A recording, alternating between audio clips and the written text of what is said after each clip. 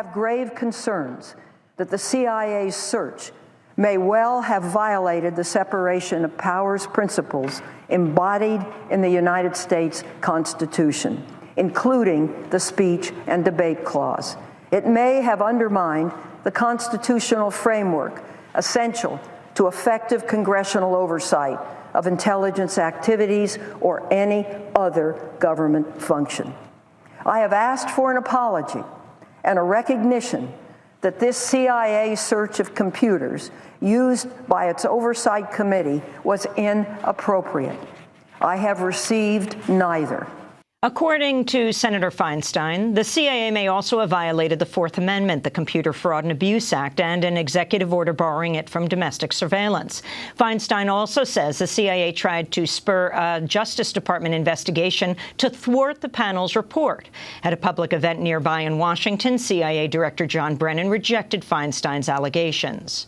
As far as the allegations of, CIA hacking into, Senate computers, nothing could be further from the truth. I mean, we wouldn't do that. I mean, that's just beyond the scope of reason in terms of what we would do. When the facts come out on this, I think a lot of people who are claiming that there has been this tremendous sort of spying and monitoring and hacking will be proved wrong. Explain what this conflict is about. Two things. The CIA, how did the CIA spy on the Senate intelligence staffers? And what was the report that the Senate Intelligence Committee is trying to put out? Mm-hmm. Well, this goes back to the key question of supervising the intelligence community. In the 70s, there was the Church Committee looking into abuses of all kinds, illegal wiretapping, assassinations, and that kind of thing. And it was recognized that you needed congressional oversight. Now, that meant congressional oversight, not congressional overlook, which is what we've had over the last couple of years. And if you fast forward here, 9/11, people always say after 9/11 everything changed. Well, it did change. After 9/11, the president, actually on the evening of 9/11, said, I don't care what the international lawyers say, we're going to kick some ass. Now, how do I know that? Because Richard Clarke was there and he reported that in his book. What was the next step? Well, they took some prisoners in Afghanistan, and the first person tortured was John Walker Lindh, an American citizen. Okay? Now, who was told about this in terms of oversight? Well, the two patsies. The two patsy senators on the Senate Intelligence Committee, Pat Roberts and Jay Rockefeller, who had the habit of taking notes and then putting it in his own safe because it was classified, right? Okay. 4 years later, September 6th, 2006, a big day. First off, General Michael Hayden, who was the head of NSA when he decided to violate his oath to the Constitution and allow illegal, warrantless wiretapping of American citizens, he had earned his spurs and he had become head of the CIA, okay? And so when the President Bush at the time, decided that he would make a clean breast of things, okay, and defend what he called an alternative method of procedures, which now have become EITs. EITs, enhanced interrogation techniques, mean torture. He was going before the cameras in the afternoon of September 6, 2006. What happened in the morning? General Hayden hustled down and told the rest of the senators on the Senate Intelligence Committee what was going on. 4.5 years late about torture, okay? What's the other thing that happened? This is very significant. The head of Army Intelligence, John Kimmons, Lieutenant General, who made his career on interrogation, okay? Very proud of him because I was an Army officer. He got up and preempted the president right across the river in the Pentagon. And what he said was, and I quote, "No good intelligence is going to come from abusive practices. I think history tells us that. I think the empirical evidence of the last 5 years," this is 06, okay? "Hard years tells us that." So what's the point here? The point here is that the Army and everybody else knew, number one, that torture was going on. Number two, that it was ineffectual if you wanted reliable information. Last thing I'll say is that if you want unreliable information, man, torture works like a charm. And that's what they wanted. They wanted somebody to be tortured into saying there were links, operational links between Iraq and al-Qaeda. And guess what? with the help of the Egyptian service. Al-Libi did that. The president quoted him the next day, and Congress voted to authorize the Iraq War. It was that bad, okay? So what we're hearing now is Senator Feinstein playing catch-up ball. She's very, very upset, at least ostensibly, that her people are being monitored, and actually there's a crimes report out there. But I think my colleague Mike German had it right this morning. I said, "What do you think is going to happen, Mike?" He said, "There'll probably be a beer summit, and it'll be smoothed over." Part of the issue is how the Senate staffers got this document. And to a certain extent, what CIA Director John Brennan said is correct. They didn't hack into a Senate computer because they didn't have to. In fact, they created a CIA computer for the Senate staffers to use. But then, over the course of 2010, the CIA staffers found out the documents they had reviewed on this system were disappearing from the system. And there was a dust-up over that, bureaucratically behind closed doors. But then when in June of 2013, the CIA issued a rebuttal to the Senate intelligence report, and later they found out that there was this internal document that conflicted with the rebuttal.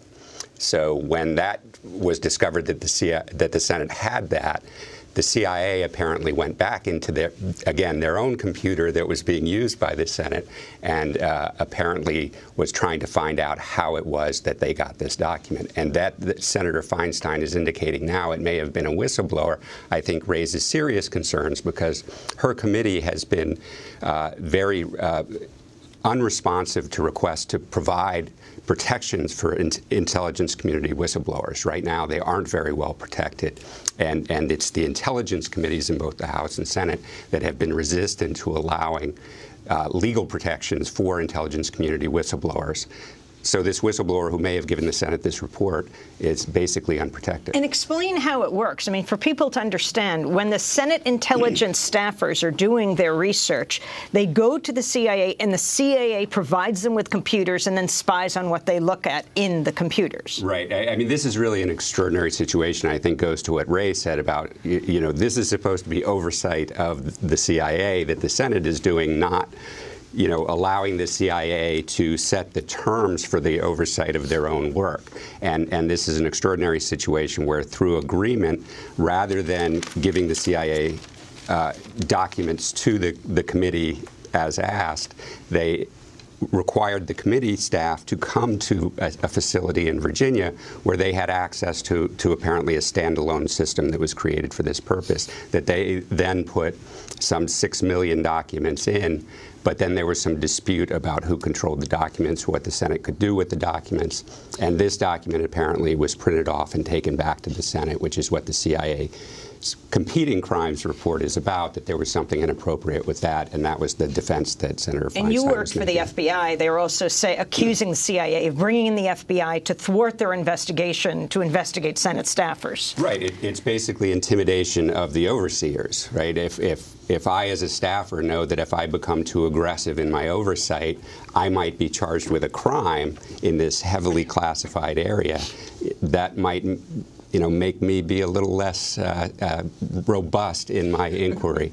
And let's not let this whole conflict obscure what it is that's being investigated, the whole issue of torture and what the White House calls rendition, which is White House for kidnapping. Right. And another example of the failure of oversight, this Senate report, it's supposedly over 6,000 pages, was finished almost over a year ago, and yet it's the CIA that's holding up the publication of this report, so we can't see what it is. Rather than the Senate just saying, it's our report, we can vote and put it out and give the CIA a chance to redact what they think is necessary, but if they won't do that, we're just going to publish it. And that is, again, astonishing that the overseers are being prevented by the people they're supposed to oversee. And what about, Ray McGovern, what Edward Snowden just said to NBC? I mean, you went to Russia. You gave Edward Snowden an award.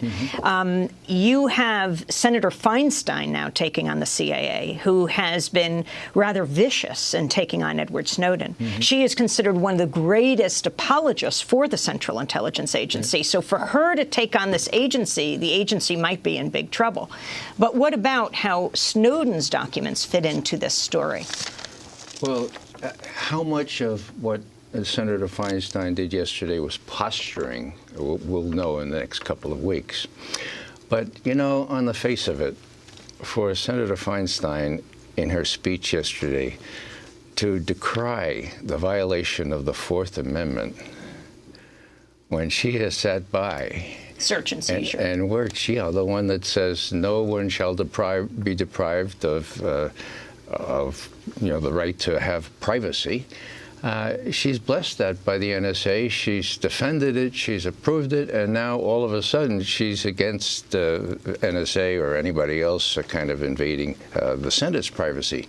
So, you know, in a way, it struck me as giving hypocrisy a bad name. I think the beer summit is probably the likely outcome. The president's a lawyer. He'll get them all together and say, well, now, can't we smooth this over? But maybe not. Maybe John Brennan has overreached himself now. His record for truth is not very good. And it may be that Senator Feinstein and the president will face up to the fact that this is not the right person to be head of the CIA. So, Julia Engwood, can you talk about how this will affect future whistleblowers and the journalists and publications who cover them?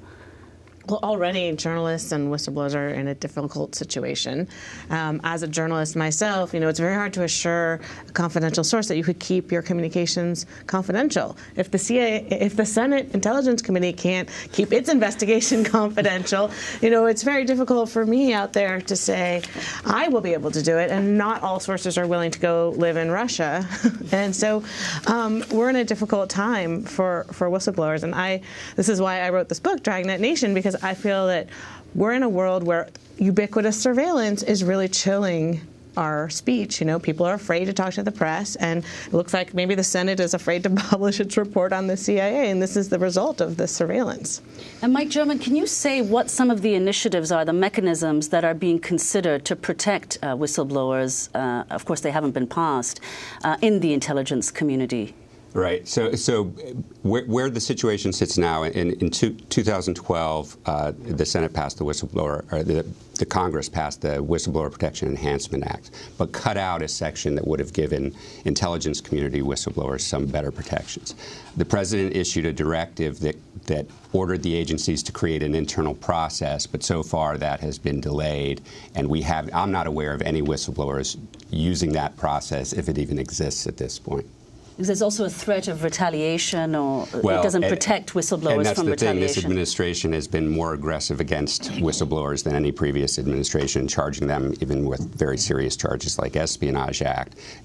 And there's an insider threat program that they're initiating, which encourages government employees to report on one another when they see conduct that they think is suspicious. So it's this sort of competing values that they're doing. On the one hand, saying they care about whistleblowers and want whistleblowers, on the other hand, persecuting and prosecuting them.